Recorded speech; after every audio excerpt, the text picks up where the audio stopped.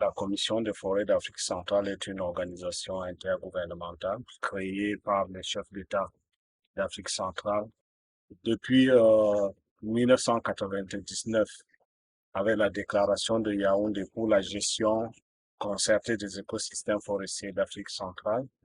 Les chefs d'État et de gouvernement de l'Afrique centrale se sont engagés à œuvrer ensemble pour la protection de ce massif forestier tropical de la sous-région, qui est devenu aujourd'hui le premier poumon vert de la planète. Et pour la mise en œuvre de cette déclaration de 99, ils ont adopté ce qu'on appelle communément le plan de convergence. C'est le cadre programmatique de référence où tous les acteurs, parties prenantes de la gestion durable des écosystèmes forestiers, puisent les actions à mener. Ce plan de convergence a donc 6 axes prioritaires d'intervention et 3 axes transversaux. En termes de réalisation, je ne vais pas aller axe par axe, mais je vais de façon globale vous dire qu'est-ce qui a été fait. Alors, en ce qui concerne l'harmonisation de politique, nous avons adopté plusieurs directives qui ont permis au jour d'aujourd'hui aux différents États membres de la COMIFAC d'harmoniser les politiques forestières et environnementales. Je peux prendre l'exemple des directives pour l'implication des populations autochtones et communautés locales dans la gestion durable des forêts, qui a été adoptée en 2008. L'autre chose qu'il faut également noter pour l'axe transversal, l'axe prioritaire d'intervention numéro 1 sur l'harmonisation de politique, c'est la ratification des conventions internationales par les États de l'Afrique centrale. Donc, vous verrez que les États membres de la COMIFAC ont ratifié plusieurs conventions internationales comme des conventions de Rio sur les changements climatiques, la biodiversité, la désertification et bien d'autres accords multilatéraux sur l'environnement. En matière de gestion durable des forêts, on enregistre au jour d'aujourd'hui plus de 5 millions d'hectares de forêts certifiées de la sous-région.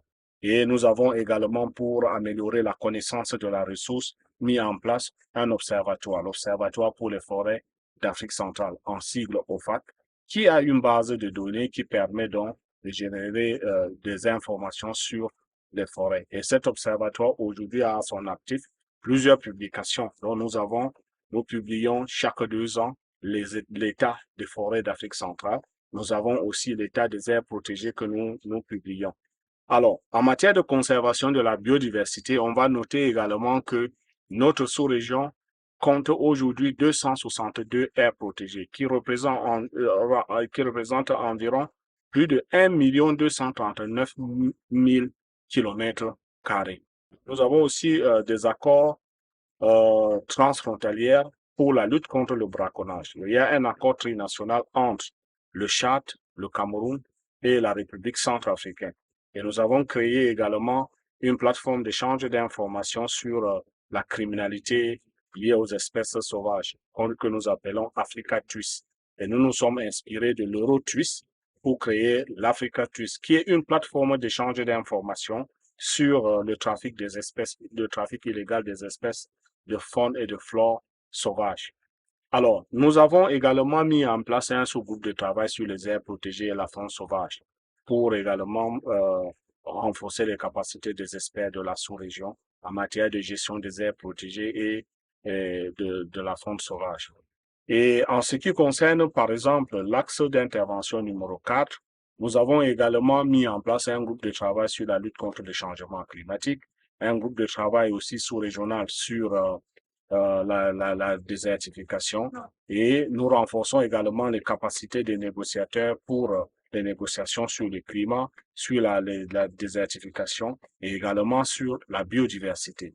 En ce qui concerne maintenant la participation multi-acteurs, nous avons développé au niveau de la sous-région plusieurs réseaux.